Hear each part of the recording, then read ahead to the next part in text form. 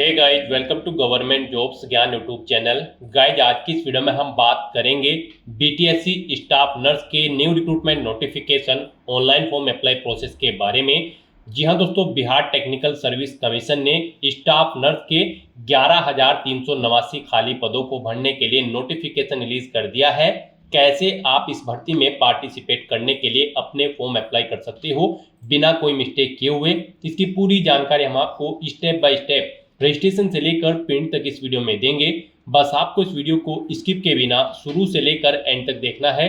उसके बाद वीडियो पसंद आए तो इसे लाइक और शेयर कर दें। चैनल पर नए हो तो इसे सब्सक्राइब कर लें। साथ ही साथ आपको फॉर्म अप्लाई करते हुए जो जो भी प्रॉब्लम फेस हो रही है उन सभी का हल आपको इस वीडियो में मिल जाएगा।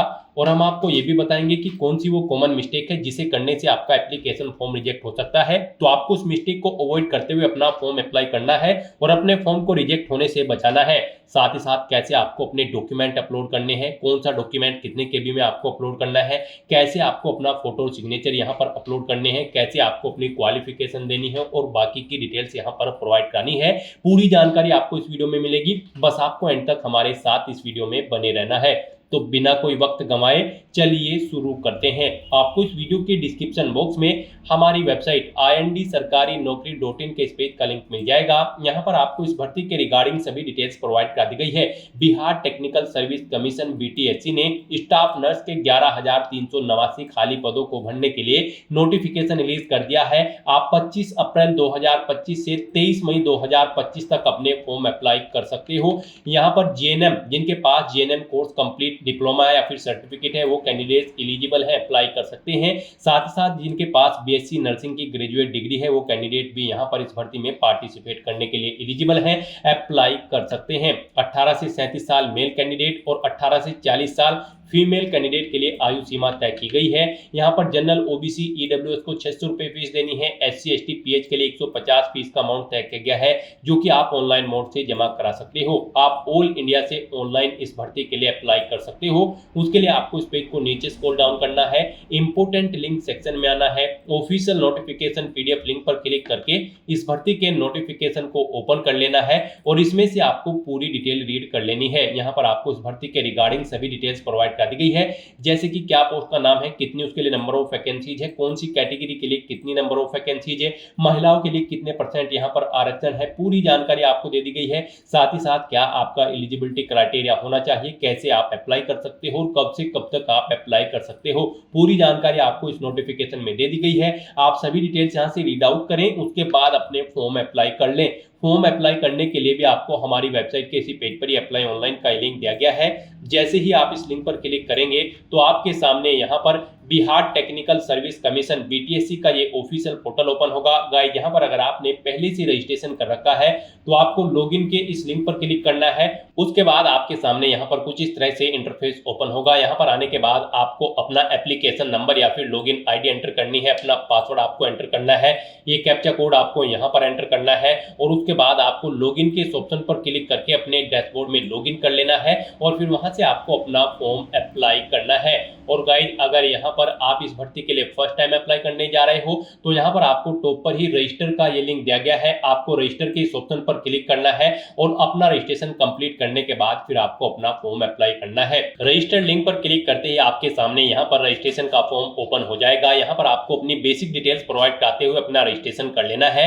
सबसे पहले यहाँ पर आपको अपना फर्स्ट नेम एंटर करना है, फिर आपको अपना मिडिल नेम एंटर करना है अगर आपका मिडिल नेम है। उसके बाद आपको अपना लास्ट नेम एंटर करना है अगर आपका लास्ट नेम है, और अगर आपका मिडिल नेम लास्ट नेम नहीं है तो आप इन कॉलम्स को खाली छोड़ सकते हैं। उसके बाद गाइस, यहाँ पर आपको उनसे पूछा गया है कि क्या आपने कभी अपना नाम चेंज किया है। अगर किया है तो यहाँ पर आप यस ऑप्शन सेलेक्ट करें और फिर जो चेंज नेम है वो यहाँ पर आप एंटर करें। और अगर आपने कभी अपना नाम चेंज नहीं किया है 10वीं के बाद तो यहाँ पर आपको नो ऑप्शन सेलेक्ट कर लेना है। उसके बाद यहाँ पर आपको अपनी डेट ऑफ बर्थ सेलेक्ट करनी है अपनी 10वीं की मार्कशीट के अकॉर्डिंग। फिर यहाँ पर आपको अपना जेंडर सेलेक्ट करना है, आपको अपना मोबाइल नंबर यहाँ पर एंटर करना है, उसे एक बार फिर से एंटर करके कंफर्म कर लेना है। कोई अल्टरनेट मोबाइल नंबर है तो वो एंटर कर दें और फिर यहाँ पर आप अपनी ईमेल आईडी एंटर करें। वही ईमेल आईडी यहाँ पर आप कंफर्म ईमेल आईडी के इस सेक्शन में एंटर करें और उसके बाद गाइस यहाँ पर आप ओटीपी जनरेशन के इस ऑप्शन पर क्लिक कर दें। फिर आपको यहाँ पर ये कैप्चा कोड इस बॉक्स में एंटर करना है और उसके बाद गाइस आपको सबमिट के इस ऑप्शन पर क्लिक कर देना है। उसके बाद आपके रजिस्टर्ड मोबाइल नंबर और ईमेल आईडी पर यहाँ पर ओटीपी आए होंगे, वो ओटीपी आपको यहाँ पर एंटर करने हैं और उसके बाद गाइस आपको वैलिडेट ओटीपी के ऑप्शन पर क्लिक करके अपना मोबाइल नंबर और ईमेल आईडी को यहाँ पर वैलिडेट कर लेना है। और उसके बाद आपको डिक्लेरेशन सेक्शन में आकर आई एग्री के चेकबॉक्स को ओके करना है और फिर आपको ये कैप्चा कोड यहाँ पर एंटर करना है और उसके बाद गाइस यहाँ पर आपको रिवाइज के इस ऑप्शन पर क्लिक कर देना है। उसके बाद ऊपर जो आपने डिटेल्स प्रोवाइड कराई हैं उनका पूरा प्रीव्यू यहाँ पर आपको शो कर दिया गया है। आपको इन सभी के सामने इन चेकबॉक्सेस को ओके करना है और फिर आपको सबमिट के इस ऑप्शन पर क्लिक कर देना है। इस तरह से यहाँ पर आपका रजिस्ट्रेशन सक्सेसफुली कंप्लीट हो चुका है। आपके रजिस्टर्ड मोबाइल नंबर और ईमेल आईडी पर एक रजिस्ट्रेशन आईडी और पासवर्ड सबमिट किए गए हैं। आपको उन्हें केयरफुली नोट डाउन करके रख लेना है फ्यूचर यूज के लिए। और यहाँ पर गाइस अब आपको गो टू एप्लीकेशन के इस ऑप्शन पर क्लिक करना है। नेक्स्ट यहाँ पर आपको अपनी पर्सनल डिटेल देनी है। कुछ डिटेल यहाँ पर आपको आपकी ऑटोमेटिकली फिर मिल जाएगी जो आपने रजिस्ट्रेशन टाइम पे प्रोवाइड कराई थी। बस यहाँ पर अब आपको अपना मैरिटल स्टेटस बताना है, आप मैरिड हो, अनमैरिड हो, विडो हो या फिर डाइवोर्स हो। आप अपने कोडिंग ऑप्शन यहाँ पर सेलेक्ट करें। उसके बाद यहाँ पर आप अपना रिलीजन सेलेक्ट करें। फिर यहाँ पर आप अपने फादर का नाम एंटर करें। उसके बाद आप अपनी मदर का नाम एंटर करें। उसके बाद यहाँ पर आप पोस्ट का नाम सेलेक्ट करें। यहाँ पर स्टाफ नर्स आपको इस पोस्ट का नाम सेलेक्ट करना है। उसके बाद यहाँ पर आपको अपनी नेशनलिटी सेलेक्ट कर लेनी है, इंडियन। फिर आपसे पूछा गया कि क्या आप बिहार के मूल निवासी हैं, अगर हैं तो यस करें और नहीं है तो यहाँ पर आपको नो ऑप्शन सेलेक्ट करना होगा। और उसके बाद यहाँ पर आपको अदर डोमिसाइल स्टेट, जो भी आपका अलग स्टेट है बिहार से, वो यहाँ पर आपको सिलेक्ट कर लेना है। और फिर यहाँ पर आपको अपनी रिजर्वेशन कैटेगरी सिलेक्ट करनी है, यानी कि अगर आप बिहार स्टेट से अलग कैंडिडेट हो तो फिर यहाँ पर केवल जनरल कैटेगरी कैंडिडेट अप्लाई कर सकते हैं और बिहार स्टेट के सभी कैटेगरी के कैंडिडेट इस भर्ती में पार्टिसिपेट करने के लिए एलिजिबल है। और गाइज अगर यहाँ पर आप बिहार स्टेट के कैंडिडेट हैं तो फिर यहाँ पर आपको अपनी कैटेगरी सिलेक्ट करनी है और फिर आपको यहाँ पर अपनी कार्ड सेलेक्ट कर लेनी है। उसके बाद यहाँ पर आपको इस पेज को नीचे स्क्रॉल डाउन करना है और अगर आप यहाँ पर रिजर्व कैटेगरी से बिलोंग करते हो तो फिर यहाँ पर आपको अपना कैटेगरी सर्टिफिकेट आपको किसने इशू कराया है उस अथॉरिटी का नाम आपको देना है, जैसे कि पटवारी, तहसीलदार या फिर कानूगो। उसके बाद आपको कैटेगरी सर्टिफिकेट आपको कब इशू हुआ है वो डेट आपको सिलेक्ट कर लेनी है।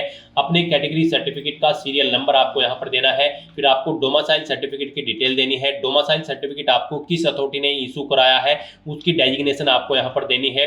डोमिसाइल सर्टिफिकेट आपको किस डेट को इशू हुआ है वो डेट आपको सिलेक्ट कर लेनी है। डोमिसाइल सर्टिफिकेट का सीरियल नंबर आपको यहाँ पर एंटर करना है। उसके बाद आपकी बॉडी पर कहीं कोई कट या तिल का निशान है तो उस पैलेस का नाम यहाँ पर आप एंटर कर दें, नहीं है तो आप नो मार्क यहाँ पर एंटर करें। उसके बाद यहाँ पर आपको अपना पहचान का प्रकार सिलेक्ट करना है। आप यहाँ पर कौन सी आइडेंटिटी शो करेंगे, PAN card, driving licence, voter ID, passport या फिर अन्य, आप अपने अकॉर्डिंग यहाँ पर ऑप्शन सिलेक्ट करें। और फिर यहाँ पर आप जो भी आईडी सिलेक्ट करेंगे उसका नंबर यहाँ पर आप दें और नाम उस पर आपका क्या अंकित है वो नाम आप यहाँ पर एंटर कर दें। और उसके बाद गाइस यहाँ पर आपको इस चेकबॉक्स को ओके करना है और फिर आपको सेव एंड नेक्स्ट के इस ऑप्शन पर क्लिक कर देना है। नेक्स्ट यहाँ पर आपको अपनी एडिशनल डिटेल देनी है। यहाँ पर आपसे पूछा गया है इस भर्ती में पार्टिसिपेट करने के लिए जो अनिवार्य योग्यता है, यानी कि आपका जीएनएम या फिर बीएससी नर्सिंग, यहाँ पर आपने ये कोर्स कब कंप्लीट किया है या फिर ये डिग्री कब कंप्लीट की है वो ईयर आपको यहाँ पर सिलेक्ट कर लेना है।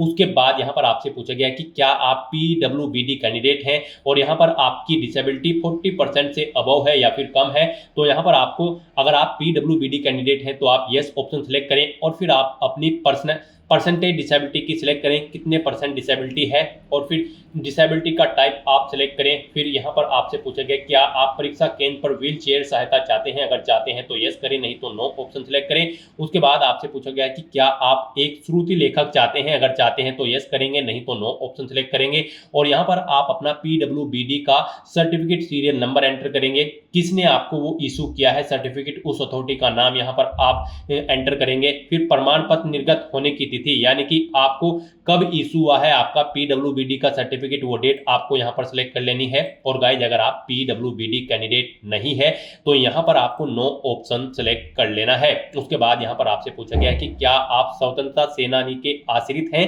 अगर हैं तो आप यस करेंगे और फिर यहाँ पर अपनी डिटेल देंगे। जैसे कि यहाँ पर आपको सिलेक्ट करना है आप पुत्र हैं, पोत्री हैं या फिर नाती नातिनी है, और फिर आपको अपने सीरियल नंबर देना है सर्टिफिकेट का। यहाँ पर आपका जो स्वतंत्रता सेनानी का सर्टिफिकेट होगा उसका सीरियल नंबर आपको देना है, किसने आपको इशू किया है उस अथॉरिटी का नाम देना है, कब इशू हुआ है वो डेट आपको सिलेक्ट कर लेनी है। और अगर नहीं है आप स्वतंत्रता सेनानी के आश्रित तो आपको नो ऑप्शन सिलेक्ट करना है। उसके बाद आपसे पूछा गया कि क्या आप यहाँ पर परमानेंट एम्प्लॉय हैं, यानी कि क्या आप बिहार सरकार के कर्मचारी हैं और आपने 3 वर्ष की लगातार सेवा पूरी कर ली है। अगर कर ली है तो यस ऑप्शन सिलेक्ट करेंगे और उसकी डिटेल देंगे। जैसे कि क्या आप अभी भी नौकरी में हैं, अगर है तो यस करें, नहीं है तो नो ऑप्शन सिलेक्ट करें। अगर यस ऑप्शन आप सिलेक्ट करते हैं तो फिर यहाँ पर आपको ज्वाइनिंग डेट देनी होगी सर्विस की, ड्यूरेशन ऑफ गवर्नमेंट सर्विस, सरकारी सेवा की अवधि यहाँ पर आपके इस डेट के अकॉर्डिंग आ जाएगी। आपको अपना पे स्केल यहाँ पर देना होगा, किस पे स्केल के अंतर्गत आप कार्यरत हैं। और अगर आप अभी भी नौकरी में नहीं है तो आपको नो ऑप्शन सेलेक्ट करना है, ज्वाइनिंग डेट देनी है, कब आपने यहाँ पर सेवा की समाप्ति हुई है यानी कि जॉब छोड़ी है वो तिथि आपको यहाँ पर इस कैलेंडर में से सेलेक्ट कर लेनी है। इनके अकॉर्डिंग यहाँ पर आपकी सेवा की अवधि कैलकुलेट करके शो कर दी जाएगी और आपको अपना पे स्केल यहाँ पर सेलेक्ट कर लेना है। और गाइज अगर आप यहाँ पर एम्प्लॉय नहीं है तो आपको नो ऑप्शन सेलेक्ट करना है, आगे की डिटेल नहीं देनी होगी। फिर यहाँ पर आपसे पूछा गया है क्या आप यहाँ पर संविदात्मक रोजगार विवरणी, यानी कि क्या आप कॉन्ट्रेक्चुअल एम्प्लॉय हैं, अगर हैं तो यहाँ पर आप यस करें और उसकी डिटेल दें। यहाँ पर आपको पोस्ट का नाम सेलेक्ट करना है। उसके बाद यहाँ पर आपको अपने एक्सपीरियंस की डिटेल देनी है। गाइस यहाँ पर एक्सपीरियंस देते हुए आपको ऐड न्यू रो के इस ऑप्शन पर क्लिक करना है। उसके बाद यहाँ पर आपके सामने कुछ इस तरह से इंटरफेस ओपन होगा। अब यहाँ पर आने के बाद आपसे पूछा गया है क्या आप अभी भी नौकरी में हैं, अगर हैं तो यस करें और फिर यहाँ पर आपने कब नौकरी स्टार्ट की थी वो डेट आप सिलेक्ट करें, पोस्ट का नाम सिलेक्ट करें, स्टाफनर कॉन्ट्रेक्चुअल एक्सपीरियंस सर्टिफिकेट नंबर यहाँ पर दें, एक्सपीरियंस डेट, एक्सपीरियंस का जो सर्टिफिकेट है आपको कब इशू हुआ था वो डेट आप यहाँ पर सिलेक्ट करें। और अगर आप नौकरी नहीं कर रहे हैं यानी कि फिलहाल आप कार्यरत नहीं हैं तो आपको नो ऑप्शन सिलेक्ट करना है। सेवा की आरंभ की तिथि यानी कि कब आपने जॉब स्टार्ट की थी वो डेट सिलेक्ट करें, एंड डेट यहाँ पर सिलेक्ट करें। इनके अकॉर्डिंग आपकी सर्विस की लेंथ कैलकुलेट करके आपको शो कर दी जाएगी। पोस्ट का नाम सिलेक्ट करें, यहाँ पर एक्सपीरियंस सर्टिफिकेट का नंबर दे, एक्सपीरियंस सर्टिफिकेट कब आपको इशू हुआ है वो डेट आप सिलेक्ट करें। इस तरह से यहाँ पर आप क्लिक हियर टू अपलोड के ऑप्शन पर क्लिक करके अपना एक्सपीरियंस सर्टिफिकेट यहाँ पर अपलोड भी कर दें। और उसके बाद यहाँ पर गाइस अगर आपको एक से ज्यादा जगह वर्किंग एक्सपीरियंस है तो आप ऐड न्यू रो के इस ऑप्शन पर क्लिक करें। सेम ऐसी ही एक और रो यहाँ पर आपके सामने ऐड होगी और उसमें भी आप अपने एक्सपीरियंस की डिटेल प्रोवाइड करा सकते हैं। डिलीट करना चाहते हैं तो आप एक्सपीरियंस की किसी भी रो को आप डिलीट लास्ट रो ऑप्शन पर क्लिक करके लास्ट की रो को यहाँ पर डिलीट कर सकते हैं। इस तरह से यहाँ पर आप अपनी कॉन्ट्रेक्चुअल एम्प्लॉयमेंट डिटेल्स की प्रोवाइड करा सकते हो। और अगर आप कॉन्ट्रेक्चुअल एम्प्लॉय नहीं है तो यहाँ पर आपको सिंपली नो ऑप्शन सेलेक्ट करना है, फिर आपको आगे की डिटेल नहीं देनी है। और उसके बाद गाइस यहाँ पर आपको सेव एंड नेक्स्ट के इस ऑप्शन पर क्लिक कर देना है। नेक्स्ट यहाँ पर आपको अपनी कम्युनिकेशन डिटेल देनी है। यहाँ पर आपको सबसे पहले अपना परमानेंट एड्रेस एंटर करना है, उसके बाद आपको अपना कोरोस्पोंडेंस एड्रेस यहाँ पर एंटर करना है। और अगर आपका कोरोस्पोंडेंस एड्रेस आपके परमानेंट एड्रेस के अकॉर्डिंग सेम है तो यहाँ पर आप यस के इस ऑप्शन पर क्लिक कर दें। ऑटोमेटिकली आपका कोरोस्पोंडेंस एड्रेस आपके परमानेंट एड्रेस के अकॉर्डिंग फिल हो जाएगा। और उसके बाद गाइस यहाँ पर आपको सेव एंड नेक्स्ट के इस ऑप्शन पर क्लिक कर देना है। नेक्स्ट यहाँ पर आपको अपनी एजुकेशनल क्वालिफिकेशन की डिटेल देनी है। गाइस इस भर्ती में पार्टिसिपेट करने के लिए आपका जीएनएम कोर्स पास आउट होना जरूरी है और ये रिकॉग्नाइज होना चाहिए इंडियन नर्सिंग काउंसिल से। अगर आपने यहाँ पर बीएससी की डिग्री नर्सिंग के अंदर की है तब भी आप इस भर्ती में पार्टिसिपेट कर सकते हो, एलिजिबल हो आप अप्लाई कर सकते हो। यानी कि अगर आपके पास बीएससी नर्सिंग की डिग्री है तब भी आप अप्लाई कर सकते हो। साथ ही साथ यहाँ पर आपका बिहार नर्सिंग काउंसिल में रजिस्ट्रेशन होना भी जरूरी है। तो यहाँ पर अब आपको अपनी एजुकेशनल क्वालिफिकेशन की डिटेल देनी है। सबसे पहले यहाँ पर आपको अपनी 10वीं क्लास की डिटेल देनी है। यहाँ पर आपको देना है बोर्ड का नाम, जिस बोर्ड से आपने अपनी 10वीं क्लास पास आउट की है। फिर आपको स्कूल का नाम देना है, फिर आपको अपनी 10वीं के सर्टिफिकेट का नंबर यहाँ पर एंटर करना है। पासिंग ईयर आपको यहाँ पर सिलेक्ट करना है, कब आपने अपनी 10वीं क्लास पास आउट की है। फिर आपको बताना है कौन सी यहाँ पर श्रेणी आपकी आई है, फर्स्ट, सेकंड या फिर थर्ड, आप अपने अकॉर्डिंग ऑप्शन सिलेक्ट करें। उसके बाद यहाँ पर आपको अपनी इसेंशियल क्वालिफिकेशन की डिटेल देनी है। यहाँ पर आप अपनी क्वालिफिकेशन सिलेक्ट करें, आपने यहाँ पर GNM general nursing and midwifery course complete किया है या फिर आपने बीएससी नर्सिंग यहाँ पर कंप्लीट की है। आप अपने अकॉर्डिंग यहाँ पर ऑप्शन सिलेक्ट करें और फिर उसकी डिटेल यहाँ पर आप प्रोवाइड कराएं। जैसे कि जीएनएम अगर आपने किया है तो यहाँ पर आपको अपनी इसेंशियल क्वालिफिकेशन आपने कब कहाँ से पास आउट की है, बिहार से या फिर आउटसाइड ऑफ बिहार, आप अपने अकॉर्डिंग यहाँ पर ऑप्शन सेलेक्ट करें। उसके बाद इंस्टीट्यूट का नाम दें जिससे आपने यहाँ पर अपनी क्वालिफिकेशन, ये इसेंशियल क्वालिफिकेशन पास आउट की है। उसके बाद फिर आपको बोर्ड या यूनिवर्सिटी का नाम देना है, परसेंटेज बतानी है मार्क्स की, आपके यहाँ पर जो मार्क्स आए हैं वो परसेंटेज में है, ग्रेड में है या फिर सीजीपीए में है। आप अपने अकॉर्डिंग यहाँ पर ऑप्शन सेलेक्ट करें। परसेंटेज में अगर आपके मार्क्स हैं तो फिर यहाँ पर आपने कितने मार्क्स ऑब्टेन किए हैं वो आप एंटर करें। फिर टोटल कितने मार्क्स हैं जिसमें से ये मार्क्स आपने ऑब्टेन किए हैं वो आप एंटर करें। इनके अकॉर्डिंग यहाँ पर आपकी परसेंटेज कैलकुलेट करके आपको शो कर दी जाएगी। पासिंग ईयर आपको यहाँ पर सिलेक्ट करना है, कब आपने अपनी ये इसेंशियल क्वालिफिकेशन पास आउट की है। उसके बाद यहाँ पर आपको अपने सर्टिफिकेट का नंबर देना है, कब आपको आपका ये सर्टिफिकेट इशू हुआ है वो डेट आपको सिलेक्ट कर लेनी है। आपको अपनी श्रेणी यहाँ पर सिलेक्ट करनी है, क्या श्रेणी यहाँ पर आपकी आई है इस सर्टिफिकेट में, फर्स्ट, सेकंड या फिर थर्ड, आपको अपने अकॉर्डिंग यहाँ पर ऑप्शन सेलेक्ट कर लेना है। उसके बाद यहाँ पर आपको बिहार नर्सिंग काउंसिल की डिटेल देनी है। यहाँ पर आपसे पूछा गया है कि क्या आप बिहार परिचारिका निबंध परिषद से निबंधित हैं, यहाँ पर आपको यस ऑप्शन सेलेक्ट करना है। उसके बाद यहाँ पर आपको टाइप बताना है, टेम्परेरी है या फिर परमानेंट, आप अपने अकॉर्डिंग यहाँ पर ऑप्शन सेलेक्ट करें। फिर यहाँ पर आपको अपना रजिस्ट्रेशन नंबर देना है, डेट ऑफ रजिस्ट्रेशन नंबर यहाँ पर आपको सिलेक्ट कर लेनी है, कब आपका रजिस्ट्रेशन हुआ था वो डेट आपको सिलेक्ट कर लेनी है। इस तरह से अपनी डिटेल यहाँ पर प्रोवाइड कराने के बाद फिर आपको सेव एंड नेक्स्ट के इस ऑप्शन पर क्लिक कर देना है। नेक्स्ट यहाँ पर आपको अपने डॉक्यूमेंट अपलोड करने हैं। गाइस यहाँ पर आपको अपना recent passport size photo, signature, left hand thumb impression, अपना आईडी कार्ड, 10वीं क्लास का सर्टिफिकेट, जनरल नर्सिंग मिडवाइफरी का सर्टिफिकेट और जनरल नर्सिंग मिडवाइफरी की मार्कशीट, और यहाँ पर आपको अपना रजिस्ट्रेशन सर्टिफिकेट जो कि आपका बिहार नर्सिंग काउंसिल में हुआ है वो यहाँ पर आपको अपलोड करना है। साथ ही साथ आपको अपना डोमिसाइल सर्टिफिकेट यहाँ पर अपलोड करना है, कास्ट सर्टिफिकेट यहाँ पर आपको अपलोड करना है। अगर आप रिजर्व कैटेगरी से बिलोंग करते हैं तो यहाँ पर आपको अपने डॉक्यूमेंट अपलोड करने हैं। यहाँ पर गाइड हम आपको बता दें, जो भी डॉक्यूमेंट आप अपलोड करोगे उसके सामने आपको क्लिक हेयर टू अपलोड का ऑप्शन दिया गया है, और जैसे ही आप क्लिक हेयर टू अपलोड के ऑप्शन पर क्लिक करेंगे यहाँ पर आपको पर्टिकुलर डॉक्यूमेंट की गाइडलाइन दे दी गई है। यानी कि जो भी डॉक्यूमेंट आप अपलोड करोगे उसके लिए यहाँ पर आपको गाइडलाइन दी गई है। जैसे कि अगर आप अपना फोटोग्राफ यहाँ पर अपलोड करते हैं तो उसका साइज यहाँ पर 80 KB से 200 KB के बीच में होना चाहिए और वो जेपीजी या फिर जेपीईजी फॉर्मेट में होना चाहिए। डायमेंशन उसकी 3.5 सेंटीमीटर इंटू 4.5 सेंटीमीटर होनी चाहिए। आपको दी गई गाइडलाइंस के अकॉर्डिंग यहाँ पर अपने डॉक्यूमेंट अपलोड करने हैं, अदरवाइज यहाँ पर आपका एप्लीकेशन फॉर्म रिजेक्ट हो सकता है। तो यहाँ पर आपको drop files here / browse to upload के ऑप्शन पर क्लिक करना है, फाइल को सिलेक्ट कर लेना है और 1 बाय 1 करके आपको अपने सभी डॉक्यूमेंट को यहाँ पर अपलोड कर देना है। ऐसे यहाँ पर आप जैसे अपने सिग्नेचर अपलोड करोगे, सिग्नेचर आपके 50 KB से 200 KB के बीच में होने चाहिए, जेपीईजी या फिर जेपीजी फॉर्मेट में होने चाहिए। आपको यहाँ पर ड्रॉप फाइल शेयर के ऑप्शन पर क्लिक करना है, फाइल को सिलेक्ट कर लेना है और 1 बाय 1 करके अपने सभी डॉक्यूमेंट को यहाँ पर आपको अपलोड कर देना है। गाइस यहाँ पर अगर आपका कोई डॉक्यूमेंट छोटा या फिर बड़ा है तो आप उसका रिसाइज भी कर सकते हो। आप गूगल पर जाएं, वहां पर इमेज रिसाइजर टाइप करें, मल्टीपल्स वेबसाइट ओपन होगी ऑनलाइन, आप किसी भी वेबसाइट को ओपन करें, वहां पर आप जो भी डॉक्यूमेंट अपलोड करना चाहते हैं यानी कि उसका साइज कम या ज़्यादा करना चाहते हैं उसे वहां पर आप अपलोड करें और अपनी नीड के अकॉर्डिंग आप उसका साइज सेट करके फिर उसे डाउनलोड करके यहाँ पर आप अपलोड कर दें। इस तरह से यहाँ पर आपको अपने सभी डॉक्यूमेंट्स 1 बाय 1 करके अपलोड कर देने हैं और फिर आपको व्यू के लिंक पर क्लिक करके उन्हें व्यू कर लेना है। फिर आपको इस पेज को नीचे स्क्रॉल डाउन करना है और फिर यहाँ पर अब आपको अपना फीस पेमेंट करना है। यहाँ पर आप पेमेंट मोड सेलेक्ट करें, किस पेमेंट मोड से आप अपना फीस पेमेंट करना चाहते हैं। यहाँ पर अगर आप रिजर्व कैटेगरी से बिलोंग करते हैं तो यहाँ पर आपको 150 रुपये फीस के रूप में जमा कराने हैं। जनरल, ओबीसी, ईडब्ल्यूएस कैंडिडेट हो तो आपको 600 रुपये यहाँ पर फीस के रूप में जमा कराने होंगे। तो यहाँ पर आप अमाउंट सेलेक्ट करें, आप जिस भी कैटेगरी के अंतर्गत आते हैं। अगर आप रिजर्व कैटेगरी के अंतर्गत आते हैं तो फिर आपको 150 के ऑप्शन पर क्लिक करना है और अगर आप जनरल, ओबीसी या फिर ईडब्ल्यूएस कैंडिडेट हैं तो फिर आपको 600 के इस अमाउंट पर क्लिक करना होगा। तो यहाँ पर आपको अपनी कैटेगरी के अकॉर्डिंग फीस का अमाउंट सेलेक्ट करना है। उसके बाद आपको इस पेज को नीचे स्क्रॉल डाउन करना है और डिक्लेरेशन के सेक्शन में आने के बाद आपको इन सभी चेक बॉक्सेस को ओके कर देना है और उसके बाद आपको यहाँ पर ये कैप्चा कोड इस बॉक्स में एंटर करना है और फिर आपको प्रीव्यू के इस ऑप्शन पर क्लिक करके अपने एप्लीकेशन फॉर्म का प्रीव्यू चेकआउट कर लेना है। कहीं पर कोई मिस्टेक है तो आप बैक बटन पर क्लिक करके एडिट कर सकते हो और अगर आपका फॉर्म ओके है तो फिर आपको अपना फॉर्म सबमिट कर देना है। उसके लिए आपको सबमिट के इस ऑप्शन पर क्लिक करना है। उसके बाद आपको फीस पेमेंट के इंटरफेस पर डायरेक्ट कर दिया जाएगा। यहाँ पर आप debit card, credit card, net banking, UPI, wallet या फिर क्यूआर के थ्रू अपना फीस पेमेंट कर सकते हो।